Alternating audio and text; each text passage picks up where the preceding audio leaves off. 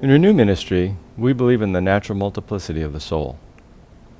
In this section, I'd like to give you 8 discoveries we've made about these inner parts or personalities. The first is that parts can be quite different from one another. They have different perspectives, goals, ambitions, concerns, and even different worldviews. And interestingly, we've discovered that they appear to have different ages and maturity levels. Secondly, in many ways, parts are quite similar. For example, each has the capacity of experiencing a full range of emotions. Each has the ability to think and reason and choose. And each has a desire to help the person in some way. Even when a part is acting destructively, we find that that part thinks that it's being helpful. Thirdly, we find that parts are often profoundly shaped by life experiences. Life experiences deeply imprint the parts, making them strongly committed to what they believe. Some parts become stuck or fixated around traumatic life experiences. Some appear to be stuck in the past, unaware of life events that have followed the trauma. In a sense, they are still living in the fear or pain or sorrow of the experience. Fourthly, we found that our parts were designed to function smoothly as a system. When a system functions well, everything runs smoothly and no individual part is all that obvious. When our heart is functioning like this, we'll have little or no perception that there's any multiplicity within us, other than perhaps realizing that we're sometimes in different moods. But when a system is deeply divided, with a lot of conflict between parts, extreme parts stand out, and our parts are more noticeable.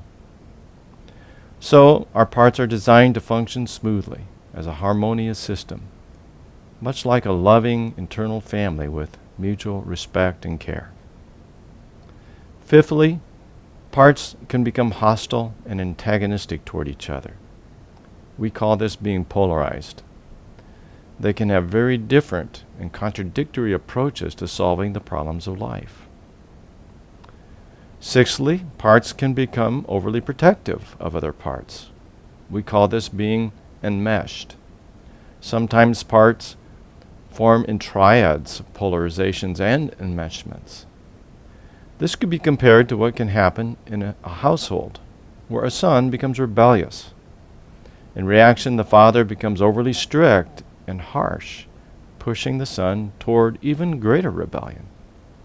The two of them become polarized. Seeing the father's harshness, the mom might become overly protective of the son, tending to excuse him and tending to enable him. The mom and son become enmeshed. And I suppose that the father and mother would also be polarized with quite different approaches to dealing with their son.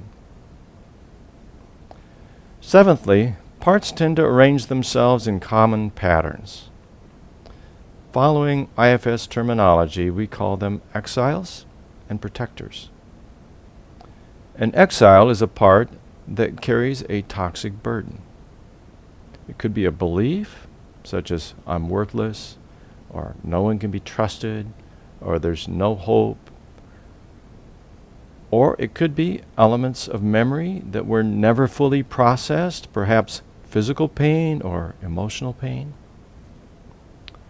The problem is that the exile's burden is so toxic and emotion-laden that if it were allowed to come out and overwhelm the person, he wouldn't be able to function.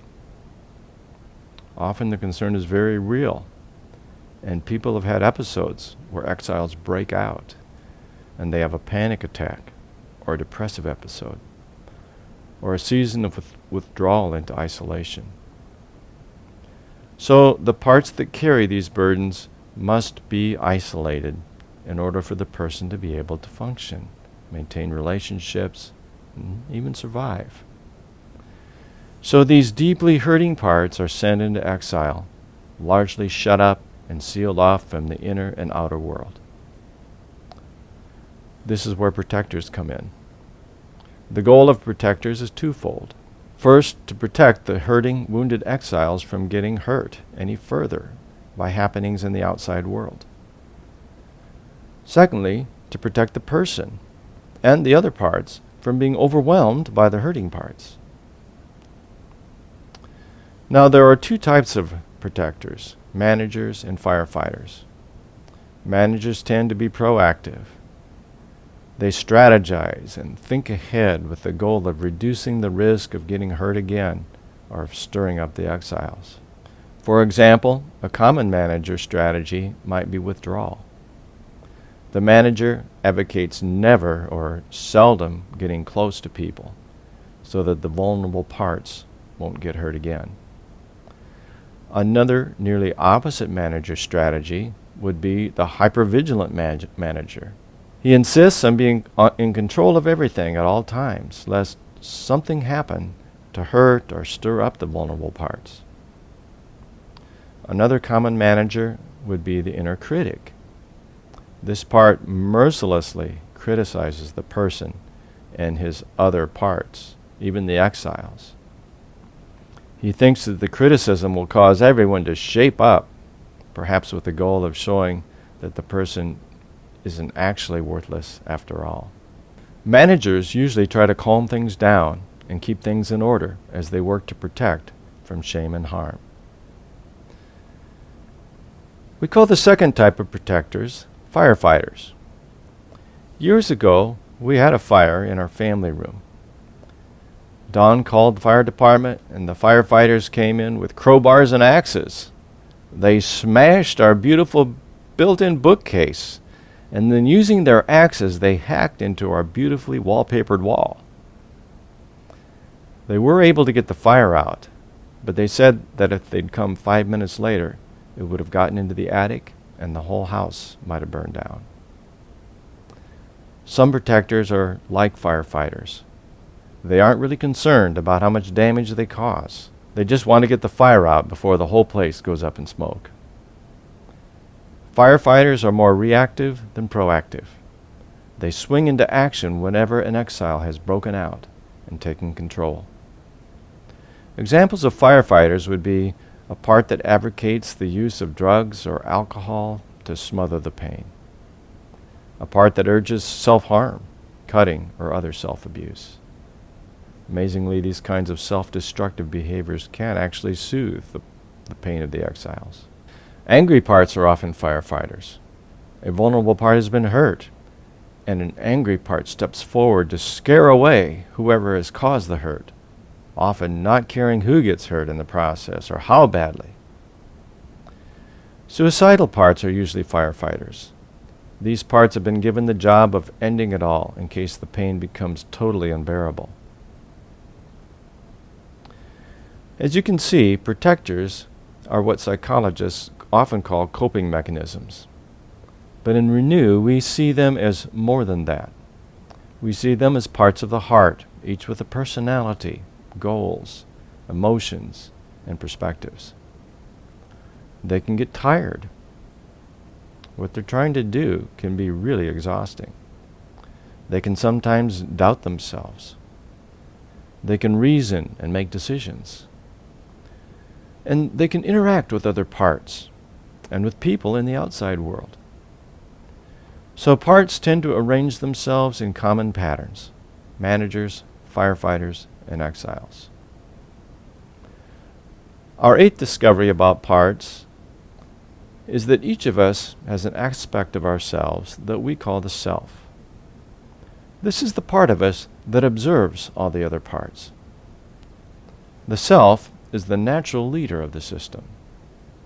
As the natural leader, the self possesses the qualities essential for leadership. Throughout a typical day, the self merges or blends with various parts, relying on their strengths. If humor is needed, the self might merge with a jovial part. If compassion is needed, the self might merge with a compassionate part. If assertiveness is needed, the self might merge with an angry part. But even though the self is the natural leader and is the most qualified to lead, the self can lose the trust of the parts. One goal of Renew Ministry is to strengthen self-leadership and restore the part's trust in the self. In the next section, we'll look more deeply at the self.